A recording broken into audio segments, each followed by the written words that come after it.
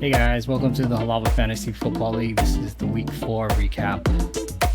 Sorry, I don't have a whole lot for you. It's just been a super busy weekend and a super busy week, so I have not watched a lot of football. In fact, on Sunday morning, I went to Kauai for our LDC project, and so I was gone.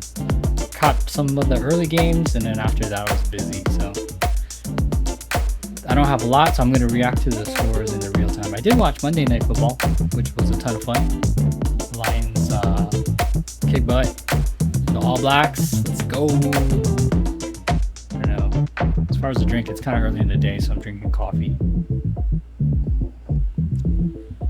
Espresso and a Scotch snifter. Yeah. Last night's game was fun. We'll talk about some of the players because that is what you call a fantasy gold mine. Like we have our own terminology I've just kind of developed it over time. A fantasy gold mine is a game where it's high scoring. A fantasy black hole is a defensive struggle where nobody scores. What else do we talk about? We say, "Hey Milo, stop barking." No. We call zeros a donut. Vulture is a universal one, but yeah, we do have our own terms. But let's go into the scores. It's gonna be quick because I gotta head out to a meeting, and then later on got more stuff going on. So me and Milo versus Richie. Richie finally busts out of his funk and gets his first win. He had bad scores the first 3 weeks, some of the worst scores, and then he busts out against me. I kind of hit around, I guess, my original projection, but I lost yet again. Dak Prescott kind of came back to average, 19.4. Jameson Williams, it was all this 170-yard touchdown, and that's what you go for with him. Just banking on that happening a lot. Malik Neighbors balled out on Thursday night, and he's looking legit. The only problem is he did get hurt. Devon A-Chain, man, night and day without Tua. Alvin Kamara has been my steady number one running back, thankfully. I could not start a tight end because my tight end was out. So I strategy, you take them out just in case you want to put somebody in the later games. JSN had 9.1. Bates had 6 extra points, and the Detroit D 7.7, which is bonkers to me because they gave up like 29 points. So I don't know. They did have like an interception to end the game, forced fumble, and off my bench again. McBride got nothing. McCaffrey the news is even worse. George Pickens did a decent 13.8. Caleb Williams, another disappointing 13.68, and Brian Thomas Jr., the other LSU receiver, balled out in that frantic comeback against Jacksonville. Richie, you won because of 2 big scores. Justin Fields. So this is like peak Justin Fields when he was with the Bears. Yeah, we did talk about last week how they're not the best, the Pittsburgh fantasy guys, but this is one that shows the potential for someone like Fields, who's had 312 passing yards, 2 rushing touchdowns, 55 rushing yards. CeeDee Lamb, really good score, 20.4. Actually, it's great considering what I said last week, how you only get half a point per catch, which is a tragedy. Lazard, 8.3. Okay, James Conner, back to normal, 19.6. Here's your other big score. DeAndre Swift, he definitely has this in him. 93 rushing yards, 72 receiving yards, and a rushing touchdown. The dual threat makes him valuable. Chicago rode him to the win. Cole Kmet, only 4.9. Quentin Johnston, this is kind of like what we were seeing last year with him. But I guess if you're going to keep playing him, he's one that you need to have score touchdowns. Groupie 7.8, and then the Minnesota D 9. That's another funky one too, because I mean it was a high scoring affair, but Minnesota's D is one of the best in the NFL. I don't know. Would like to revisit the scoring system for the defense probably at the end of the year. Brandon Ayuk only 5.8. Joe Mixon still out. Cupper still out. And then the other big score from you was your backup quarterback Jordan Love, 34.46. So you're sitting pretty with your quarterbacks, but we'll see if you can sustain that. Next up, Eric versus Darren. These both fall or rise to 2-2. Looks like Eric also went the no tight end route. Lamar Jackson, 26.54 in their dominating effort against the Buffalo Bills. DK Metcalf, this score is kind of surprising to me too because he looked crazy good. He looked crazy good yesterday, but only 12.9. I guess missing out on that touchdown changes it a lot. T. Higgins, a respectable 9. Cincinnati's in trouble. But at least they finally got a win. Travis Etienne, only 7.6. Josh Jacobs, 10.7. Okay. No tight end. Breece Hall, only 3.8. Like, that is not acceptable for a healthy first round running back. So, I don't know. Monitor the Braylon Allen, Breece Hall split backfield and see what happens there. Chris Boswell, 8.5. Dallas D, 4.9. Off of Eric's bench, Darnell Mooney, 7.1. Roma Dunze came back to earth, 1.5. Trey Benson, only 5.9. Nothing from Jay Brooks. And Wan'Dale Robinson had a decent 12.6. For Darren, Patrick Mahomes, again, they keep winning. They're 4-0, so they don't need the shootouts, but they might need a lot more from Mahomes with the injuries that has swept through Kansas City. Raheem Shaheed, back to normal, 16.58. Amari Cooper came back to earth, 5.5. Bijan Robinson, only 10.10. That's another one that's kind of been underperforming for a first-round running back. Mason has been solid as the handcuff, 25.40 in their win against New England. Travis Kelce back to like some vintage Travis Kelce, 89 receiving yards, 7 receptions, so solid day. This one hurts a lot for Darren. Rashee Rice out, and I think for the season he tore his ACL, so that's a scary one. Justin Tucker, only 5 points, and then San Francisco D balled out with 23.3. So I guess the touchdown does it, right? The touchdown pushes it over, but you did have 6 sacks, 2 fumbles, and only give up 13 points. So I guess that is a solid score. Mike Evans, 19.4, really good. Chuba Hubbard, really good, 21.9. Amazing score. Bucky Irving, 13, which is pretty solid. He scored his first touchdown. That's a good one to have, I guess. I think he's a rookie, right? So if Rashad White goes down, then this guy can probably be a feature back in his stead. Khalil Shakir, only 8.2, which is decent. And then empty here on the bench. I guess you're a short one. But Darren wins handily, 114.68 to 83.94. The next one, Brownsville Jets versus Extraordinary. Mike only had 88.48. His team underachieved this week. Brad slightly underachieved, but got enough for the win. Kyler Murray has 11.68. This is one of those trends that, as a Lions fan, I think you got to monitor. Like, if you've noticed, every team that has played the Lions the following week, they have a hangover. This is yet another example of that. Like, look what happened to like Tampa Bay after they beat the Lions. They got slammed the following week. After the Rams played the Lions close, they got destroyed the following week. They put in a lot of effort to play the Lions. I'm not bragging or anything. It's just, I'm just saying it takes a lot of effort and can take out a lot from you. So if you have any Seattle guys next week, something to monitor. I mean, the trends can change, obviously, but it's just something to monitor. Gibbs is a Gibbs shirt. 21.2. He had 2 rushing touchdowns, 78 rushing yards, 14 rushing attempts. So big day for him. Again, a fantasy goldmine if you had Lions players. Dobbins, 9.1. Okay. Nothing from Andrews. We have to stop and talk about Mark Andrews because we are week 4 He hasn't done nothing. No stats for this player. What? What?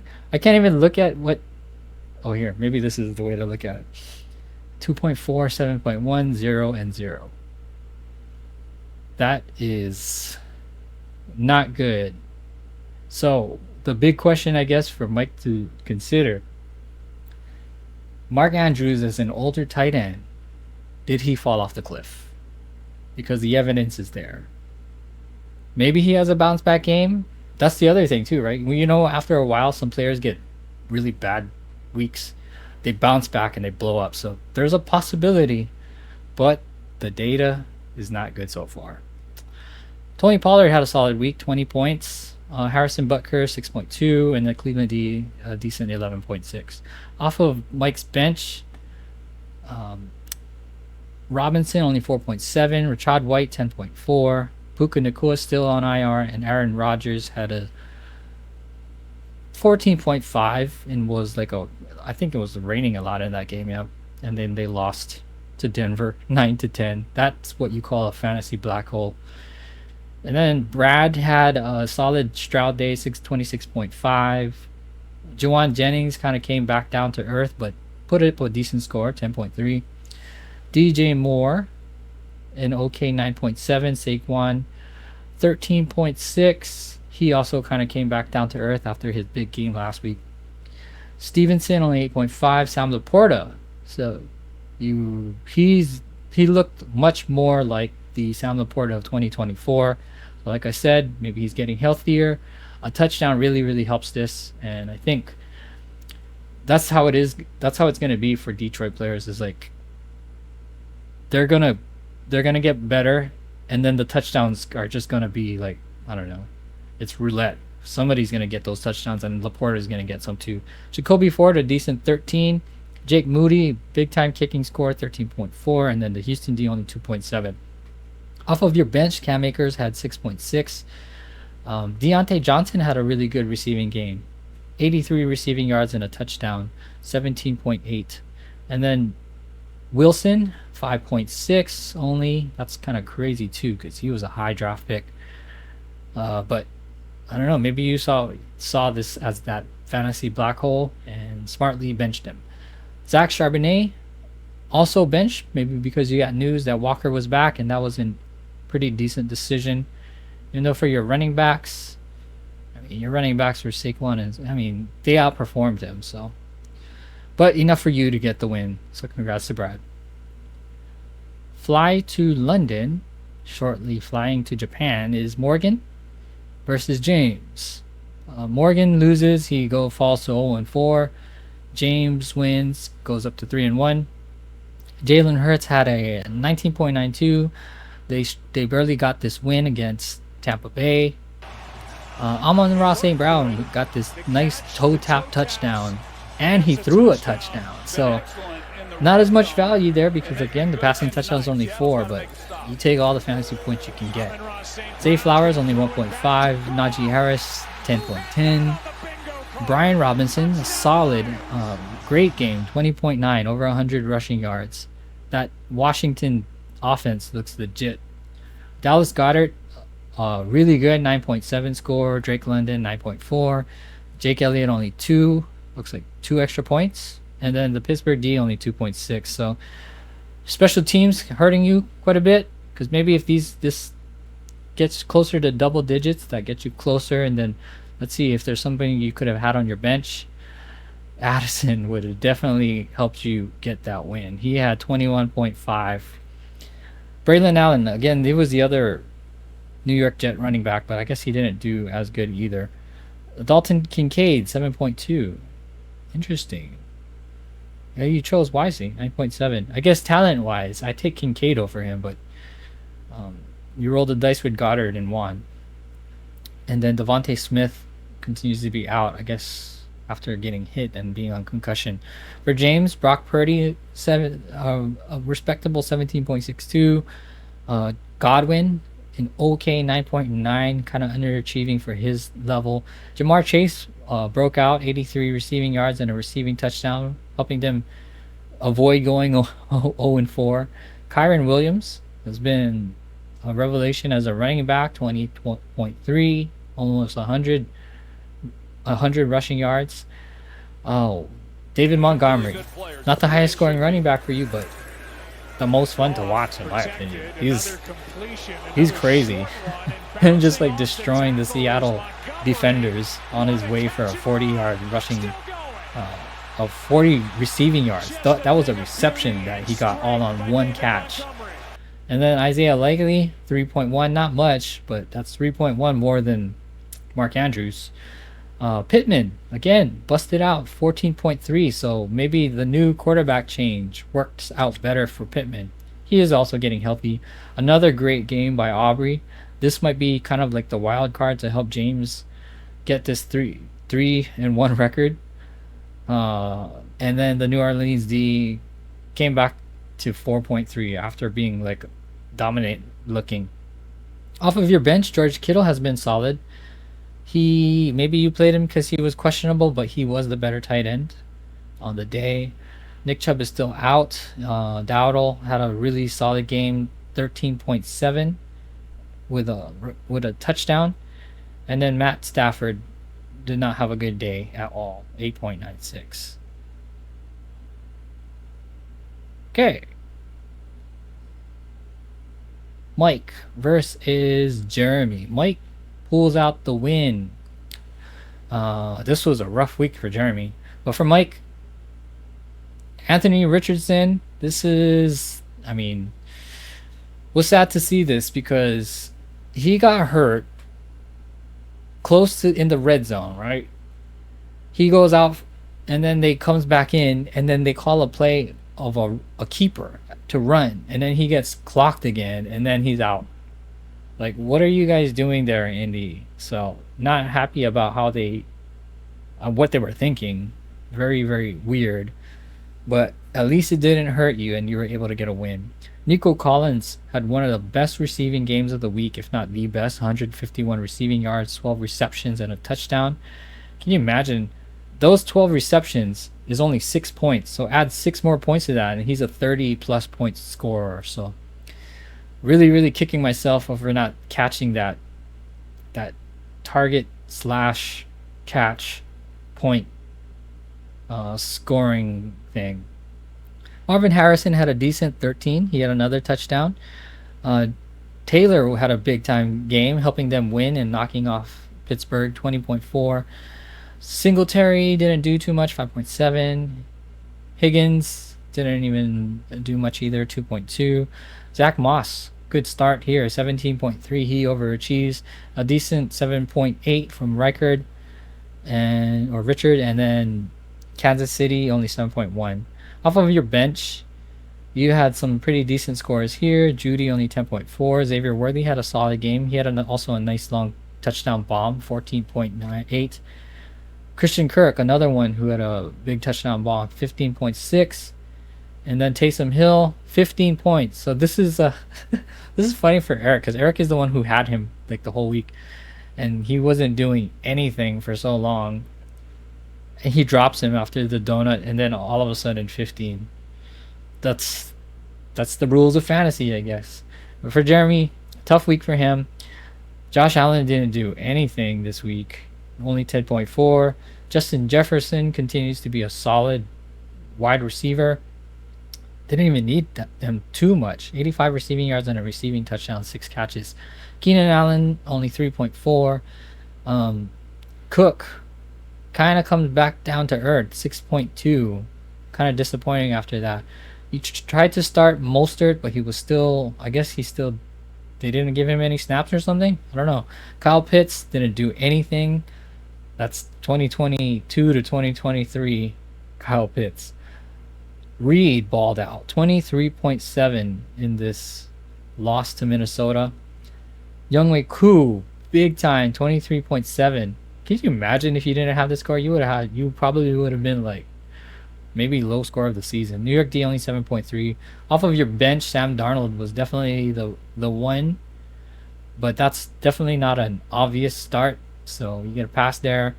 Donuts from Tank Dell, who's questionable. Warren questionable, and Jalen Waddle also. Man, that stock of Dolphins fantasy players really took a hit, so a lot of us are hurting because of that. Now let's go to the last game, Gary versus Aaron. Aaron had a solid game, but Gary busted out and had a huge game. So Gary played Jaden Daniels. Hey, you started him. I think you even did you drop your other?